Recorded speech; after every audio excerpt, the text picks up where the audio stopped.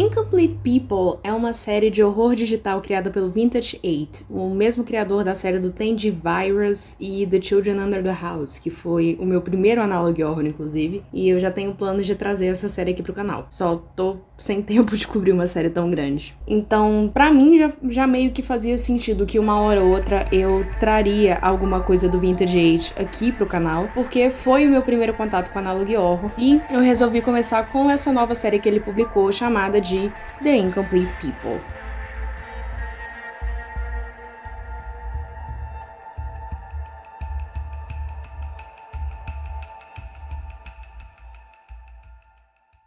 Aqui a gente começa com uma apresentação de PowerPoint, sim, do Dr. Benjamin Jones, que é professor na Universidade de Cates Crossing. A maioria, se não todas as histórias do Vintage se passam em Cates Crossing. Eu não sei se isso tem algum motivo. Essa apresentação era justamente uma aula que ele deu no Halloween sobre as assombrações de Cates Crossing, discutindo especificamente as lendas urbanas da cidade. Ele fazia isso todos os anos, mas tudo começou a dar errado no Halloween de 2008, quando ele falou sobre uma lenda urbana relativamente desconhecida, sobre as chamadas pessoas incompletas. De todas as 30 pessoas que participaram da aula, 8 faleceram naquele mesmo dia após a aula em circunstâncias misteriosas, e 6, incluindo o próprio Benjamin Jones, desapareceram. Os 16 alunos restantes dizem que, apesar das circunstâncias, foi uma aula normal, mas os mais supersticiosos discordam, dizendo que aquela apresentação atraiu algum tipo de perigo ou mal para as pessoas presentes na hora. Então, se você tá assistindo isso,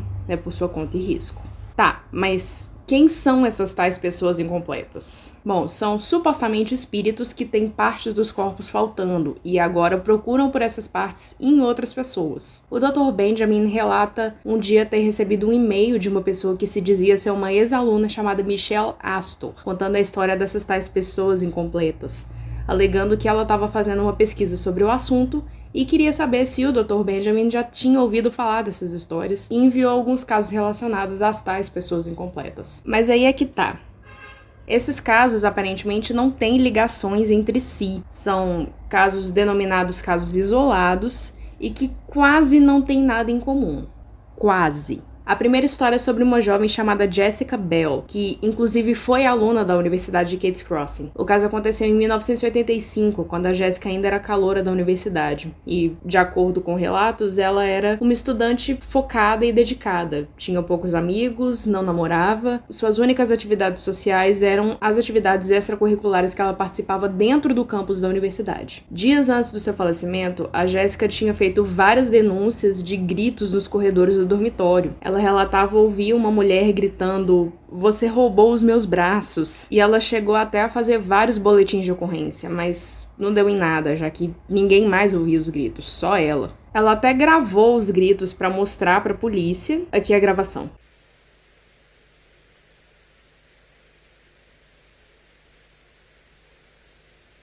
Você ouviu alguma coisa? Peraí que eu vou passar de novo.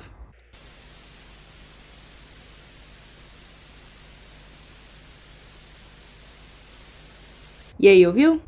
Nem eu. A polícia também não. Mas é a partir do quarto dia que essa história fica mais interessante. A Jéssica relatou que uma mulher sem braços estava tentando invadir o quarto dela e que estava tentando arrombar a porta na base da mordida. A polícia do campus descreditou o relato na hora, mas na manhã seguinte a Jéssica foi encontrada morta em seu carro, sem os braços. E de acordo com o laudo do legista, os ferimentos eram compatíveis com mordidas de dentes humanos. Ninguém foi preso e os braços da Jéssica nunca foram encontrados. O segundo relato é de 1982, sobre um rapaz chamado Carl Delante. Ele tinha acabado de se graduar na faculdade e trabalhava em uma empresa de seguros. E, de acordo com os amigos, ele era um cara normal, sociável, tinha uma namorada, mas que algumas semanas antes da sua morte, ele tinha ficado obcecado com uma câmera Polaroid que ele encontrou no apartamento novo dele e ficava tirando fotos o tempo todo. Ele chegou a gastar centenas de dólares em filme para Polaroid.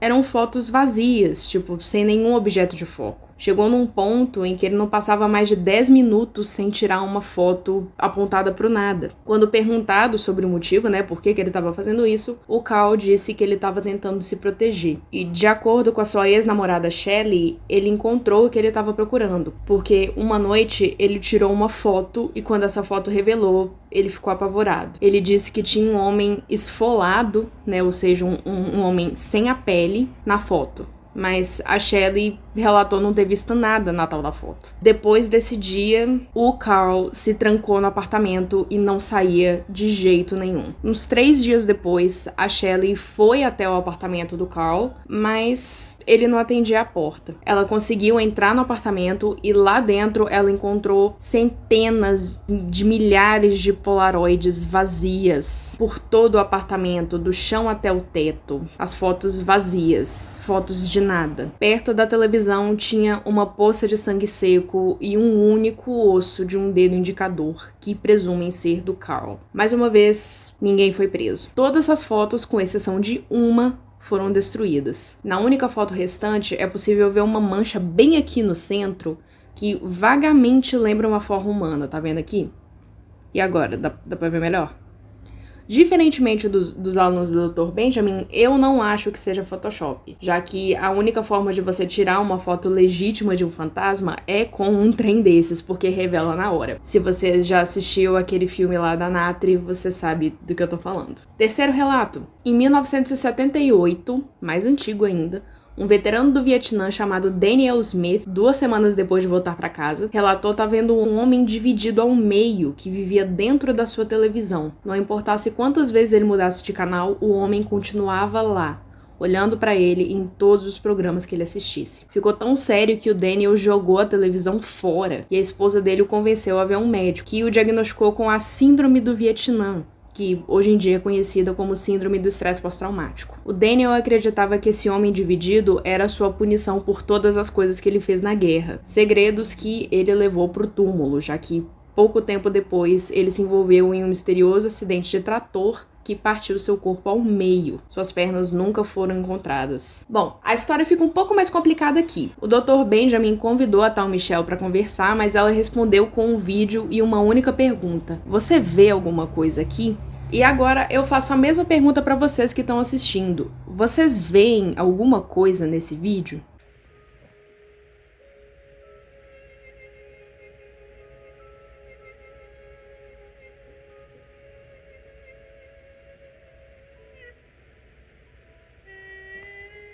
Eu também não.